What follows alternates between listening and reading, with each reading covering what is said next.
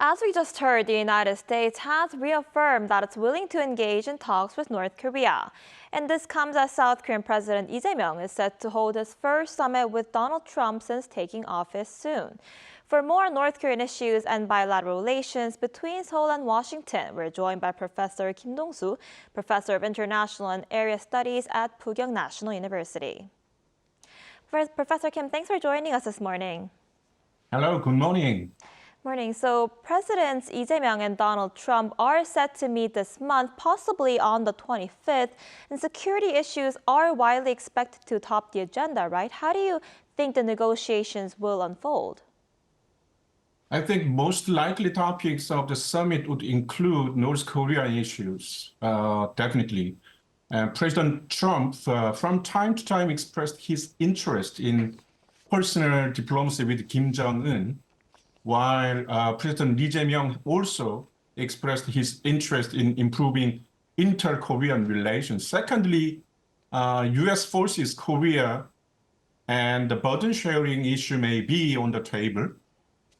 Trump previously demanded significantly higher payments from Seoul for stationing U.S. troops. President Lee may resist to Trump's demand, but avoids public confrontation.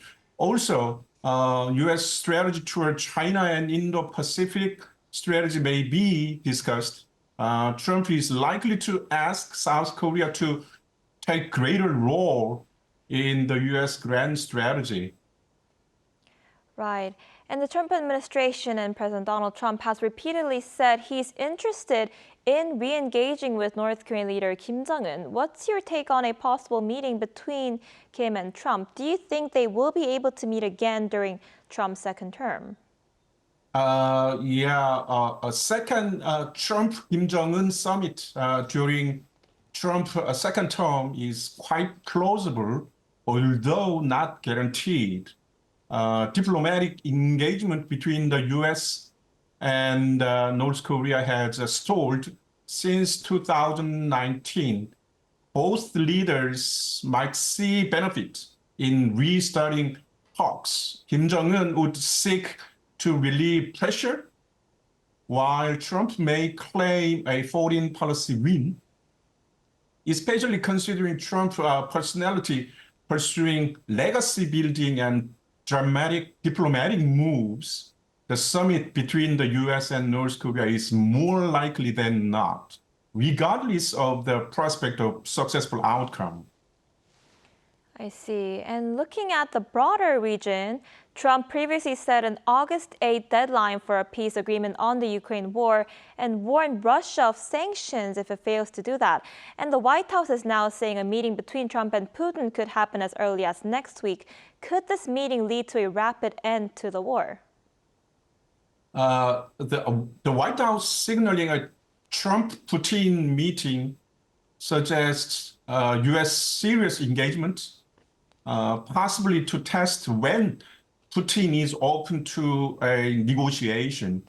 And I think setting an August 8th deadline may be more symbolic than actionable. However, a potential meeting between Trump and Putin may be a high-stake diplomatic moment. I believe that it could pave the way for ceasefire if it happens. It may be affect the Ukraine and its European allies to consider their alternative positions. If Western support is diminished, or if Trump signals a conditional aid, Ukraine might be pushed toward a ceasefire, especially if it is tied to a larger security guarantee. I see. And speaking of Russia, Trump also hit India with 50% tariffs for buying Russian oil. And the Indian Prime Minister is set to visit China for the first time in 7 years.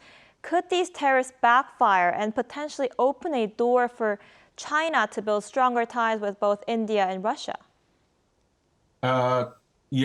Trump is pushing India for continuing to buy discounted Russian oil, arguing that this undermines U.S. effort to isolate Russia economically. A 50% tariff is a sharp increase, which is unprecedented in recent US-India trade relations. Due to this decision, US-India trust could erode.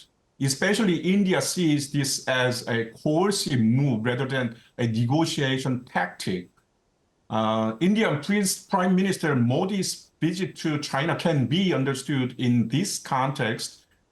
India may perceive the necessity to diversify its diplomatic strategy.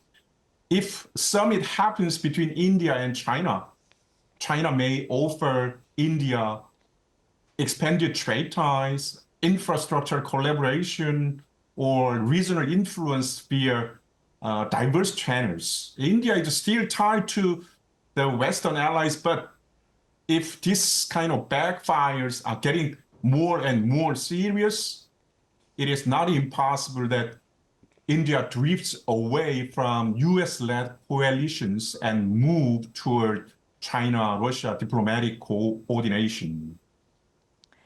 I see. I guess we'll have to see if those countries do strengthen ties to counter the United States. All right, Professor Kim, thank you so much for your insight today. We appreciate it. Thank you.